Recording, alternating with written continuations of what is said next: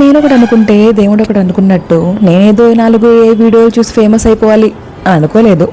కానీ ఏదో నాకు తెలిసినట్టు ఏవో 4 వీడియోలు చేసుకుందాము, దాంతోనేమో మనకు తెలిసిన స్టోరీ 10 మందికి చెప్పుకుందాము అని అనుకుంటే అవి కూడా ఈ మధ్య నాతో కంటెంట్ వస్తున్నాయంట. అదేంటో మరి.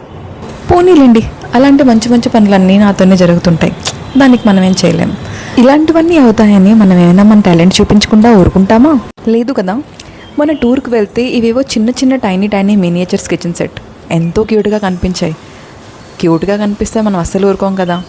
దొరికిన వాటికి అన్నీ కొనేసాం. సరేలే, అందులో మనం ఎలాగా చూపించలేకపోయిన టాలెంట్ ఇందులో అయినా చూపిద్దామని చెప్పి ఈ చిన్న చిన్న వాటితో చేస్తే ఉంటుందండి సూపర్ సాటిస్ఫాక్షన్. అసలు మీరందరూ అనుకోవచ్చు, ఇందాక నుంచి పిల్లేంటిరా బాబు టాలెంట్ ఎంత తొక్కేస్తున్నారు, ఏంటంత టాలెంట్ ఉంది తినలో అనుకోవచ్చు. అదేం లేదండి, నాకు ఎంతో ఇష్టమైన స్టోరీ టెల్లింగ్. యూట్యూబ్లో చాలామంది స్టోరీ టెల్లర్స్ ఉన్నారు కదా, నాలో ఏంటి స్పెషల్ అని మీకు అనిపించవచ్చు. ఆ స్పెషాలిటీ ఏంటో మీకు తెలియాలనంటే మీరు ఈ ఛానల్కి అయితే ఖచ్చితంగా సబ్స్క్రైబ్ చేసుకోండి. అప్పుడే కదా నా టాలెంట్ ఏంటో మీకు కూడా తెలుస్తుంది. కాసేపు నా టాలెంట్ కూడా పక్కన పెట్టేద్దాం, కానీ ఈ ఛానల్లో స్టోరీస్ వింటే మీకేంటి లాభం అని మీరు అనుకోవచ్చు కదా. నేను చెప్పి ఈ రియల్ టైం ఎక్స్పీరియన్స్ స్టోరీస్ వల్ల మనలో ఎంతోమంది టైం వేస్ట్ చేసుకొని కొన్ని విషయాలు తెలుసుకుంటూ ఉంటారు.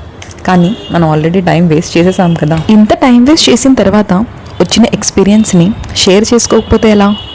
అలా షేర్ చేసుకునే ఎక్స్పీరియన్స్తో కొంతమందికైనా సరే ఆ తప్పు చేయకూడదు, ఏ టైంలో ఏం చేయాలో అట్లీస్ట్ తెలుసుకోగలిస్తే వాళ్ళ టైం అయినా సేవ్ అవుతుంది కదా. అదే నా ఉద్దేశం. సో ఇంట్రెస్టింగ్ స్టోరీ టెల్లింగ్తో నేను ముందుకు రాబోతున్నాను. Please subscribe to our channel. Thanks for watching.